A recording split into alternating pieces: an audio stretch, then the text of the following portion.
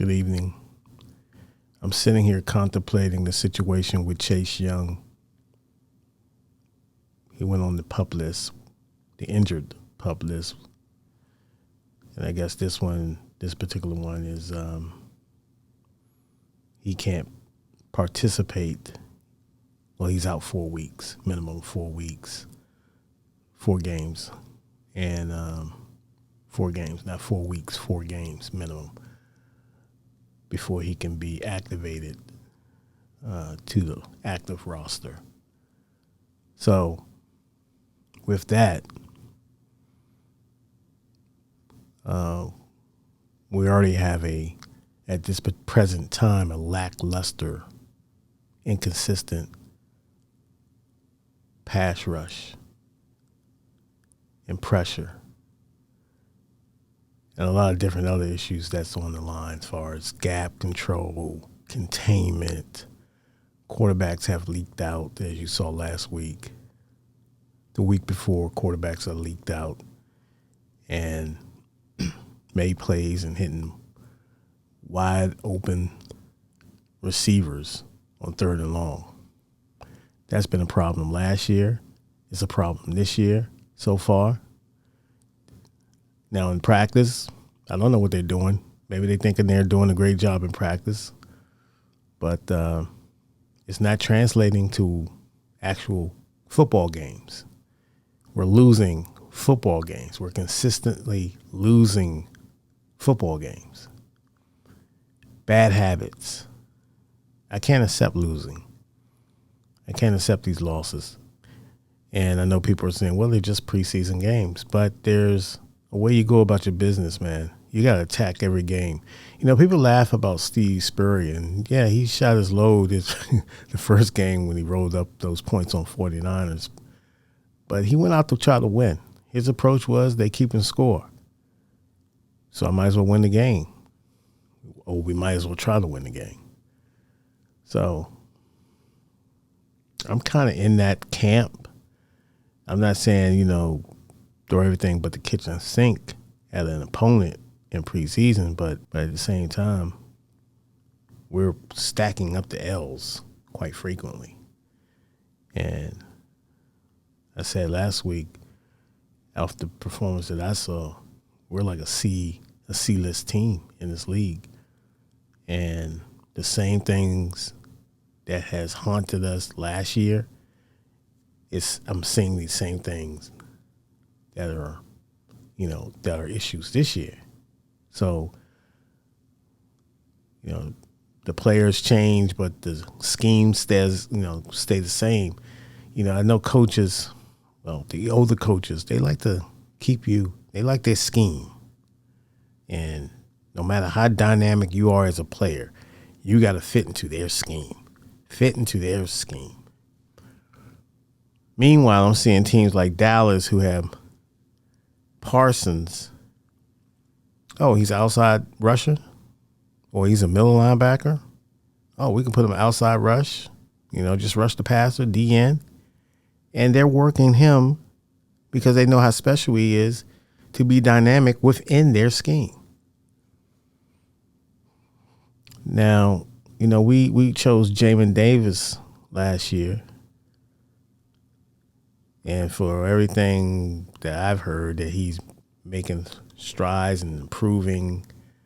And that's good. That's good if that's what they see. But when we get players, man, that's special, why do we keep changing their position? Why do we try to fit them into what the coaches, okay, we want you to do here? Antonio Gibson, he's fumbling. He has fumble issues. But he's not a running back.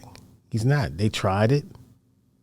It worked here and there, but he's not a running back. It's not his natural position. So why not use him as a weapon, like a Deebo Samuels, and just he's good at catching the ball out the backfield. Let's put him as a weapon. So maybe that'll happen.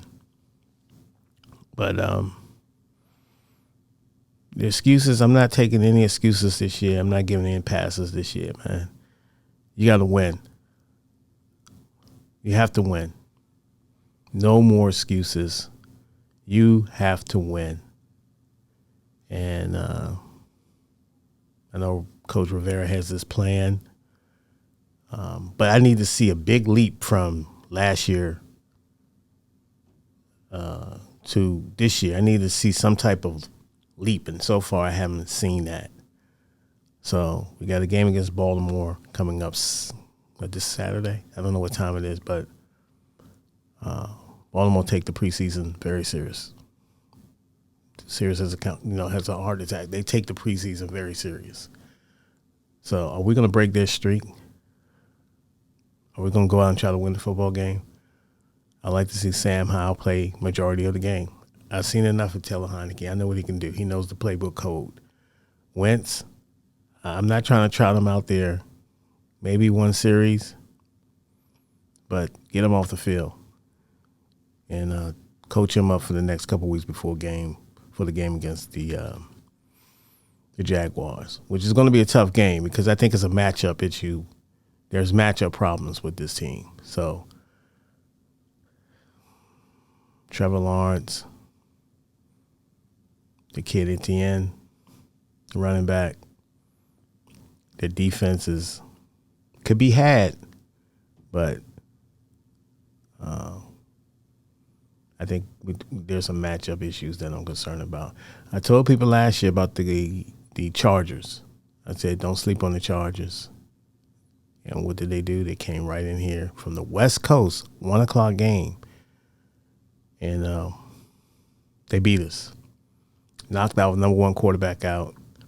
Number one running back fumbles the ball on outside of the field, and gave them a gift, and they was able to walk away with a 20-16 victory.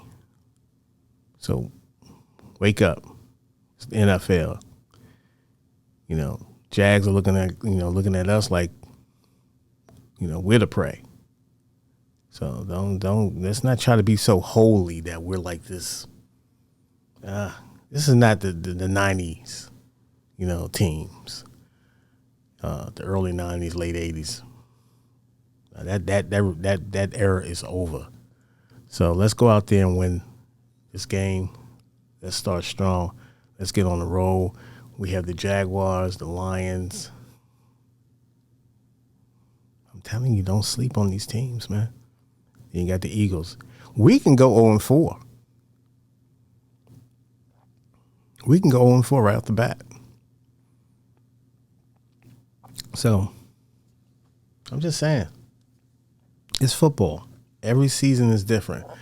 We need to approach like we're going out and cracking some skulls. We're the Commanders. We're coming in. We're going to run this division. We're going to run the division. We're going to do what we do. So that's the attitude we need to have. So with that said, y'all take it easy. Thank you for tuning in, and have a good week. Peace.